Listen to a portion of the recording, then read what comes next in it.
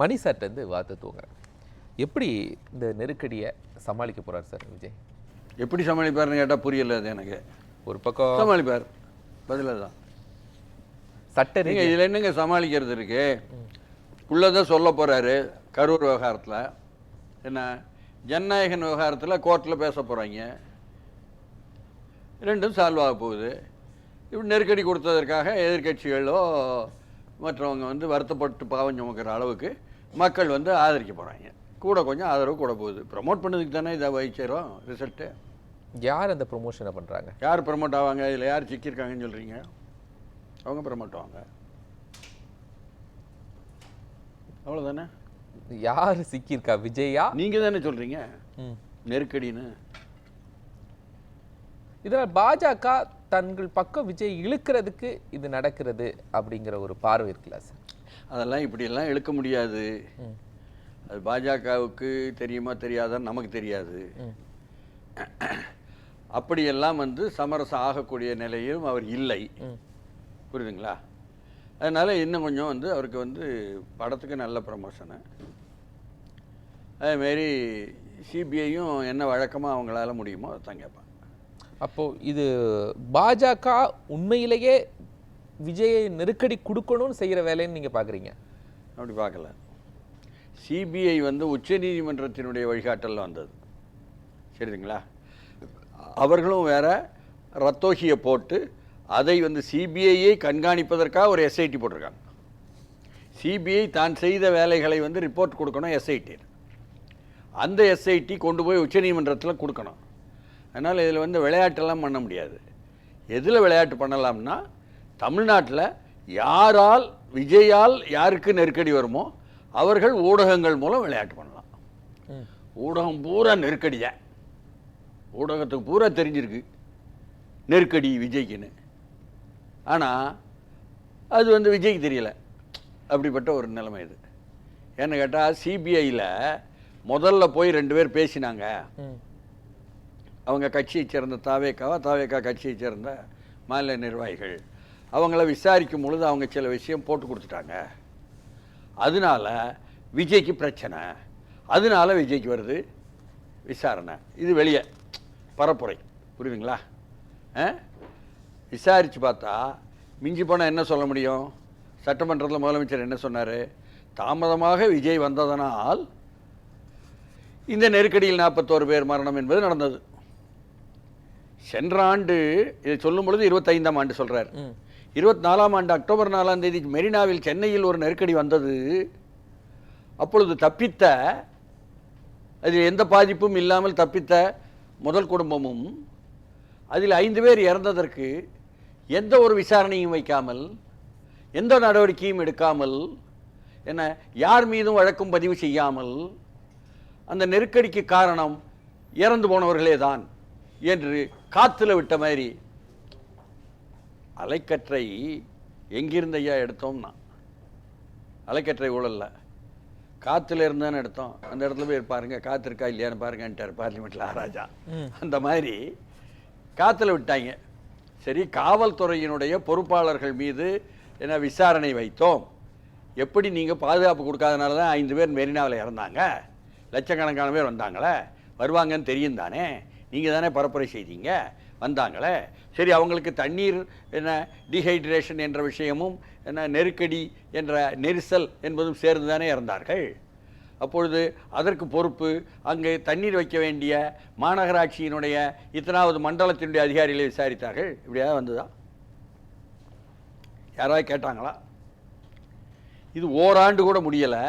அதை நீங்கள் ஒழுங்காக விசாரணை செய்து ஒரு எஸ்ஓபி நீங்களே பரப்புரையில் ஸ்பெஷல் ஆப்ரேஷன் ப்ரொசீஜர்ஸ் அப்போ போட்டிருந்தீங்கன்னா கரூரில் உள்ள எஸ்பி அமுலாக்கியிருப்பார்ல. ஐயோ பாவம் தானே அவர், இப்போ மாட்டிக்கிட்டார்ல. அப்போ சிபிஐக்கு விவரம் தெரியுமா என்பது நமக்கு தெரியாது. சிபிஐ என்பது இதற்கு முன்னால் ஓராண்டு முன்னால் நடந்ததே தமிழ்நாட்டில் தலைநகர் சென்னையில். அதற்கு நீங்கள் காரணம் கண்டுபிடித்தீர்களா அப்படின்னு டிஜிபியை விசாரணைக்கு கூப்பிடவோ, என்ன கமிஷனரை போலீஸ் கமிஷனர் விசாரணை கூப்பிடவோ அல்லது மாநகராட்சி கமிஷனர் விசாரணை கூப்பிடவோ செஞ்சிச்சா? அது செய்தால் தானே விளங்கு. அப்போ அதைத்தானே ரிப்பீட்டு அப்படின்னு அங்கே நடந்திருக்கு.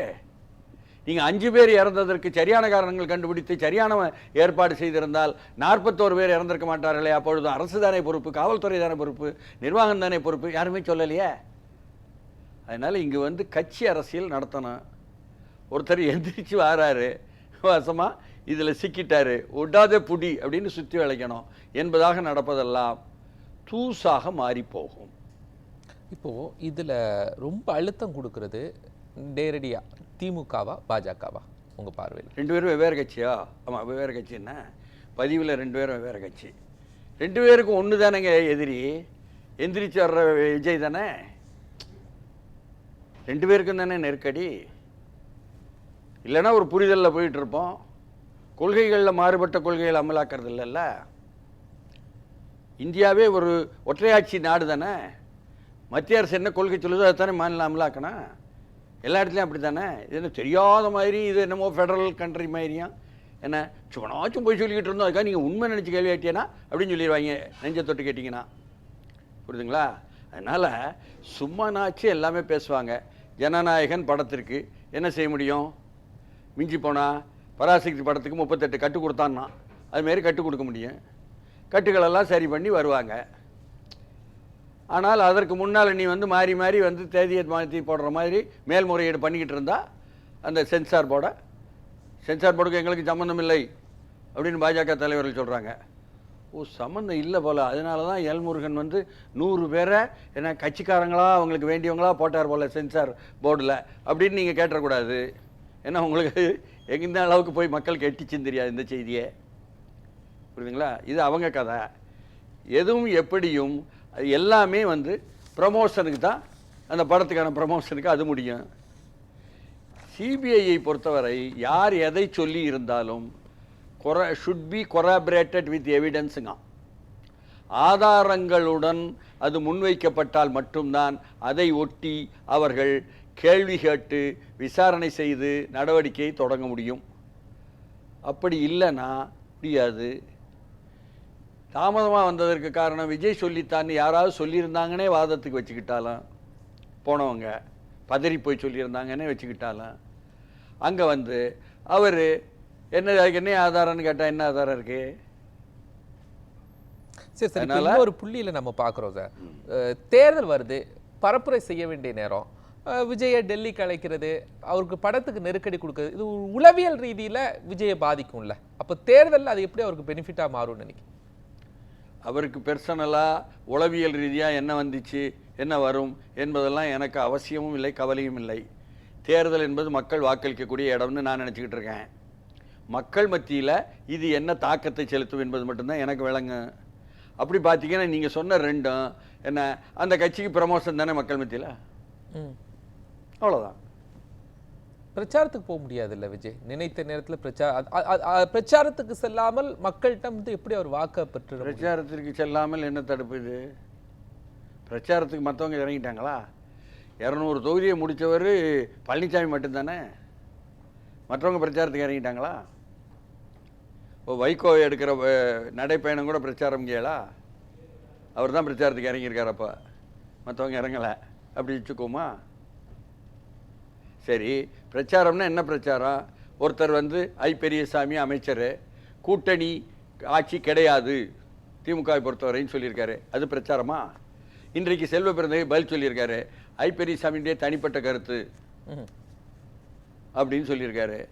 இதை வந்து ஸ்டாலினும் ராகுலும் கார்கியும் பேசி முடிவு பண்ணுவார்கள், மல்லிகார்ஜுன கார்கேயும் என்று செல்வ பிறந்தகை சொல்லியிருக்காரு. அது ஒரு பிரச்சாரம் தானே. ஆர்எஸ் பாரதி முந்தானத்தை முந்தின நாள் என்ன சொல்றாரு? ராகுலும் ஸ்டாலினும் முடிவு பண்ணுவார்கள்.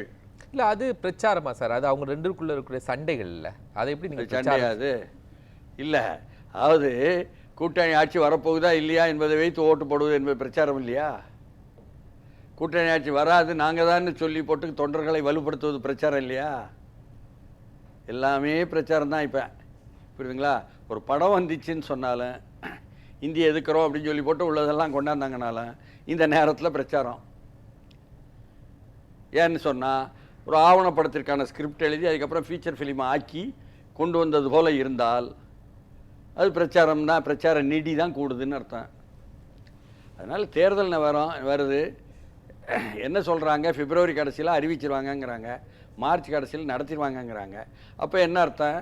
இப்போ எல்லோருமே நிற்பது, நடப்பது, மூச்சு விடுவது, என்ன பேசுவது, எழுதுவது எல்லாம் பிரச்சாரம் தான்.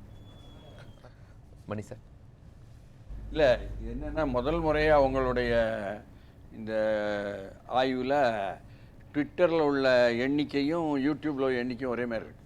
ஆமாம், இதுவரை வந்தது இல்லைன்னு நினைக்கிறேன். ஆமாம், கொஞ்சம் டிஃப்ரென்ஸ். சட்ட ரீதியாக என்பது வந்து நடைமுறையில் சமாளிச்சுக்கிட்டு தானே இருக்காங்க, சந்திக்கிறாங்க. அதனால் அது சரியாக இருக்கும். இணங்கி போதல் 33 விழுக்காடு ரெண்டுலேயும் எப்படி வந்துச்சு? அதாவது பாஜகவுடன் என்டிஏவுடன் போய்விடுவார் விஜய் என்று பரப்புரை செய்யக்கூடிய குழுவினர் வாக்கு போட்டிருக்காங்க போல. அதே ஆட்கள் தானே இப்போ ஒரே அளவு போட்டிருக்காங்க அப்படின்னு தெரியுது.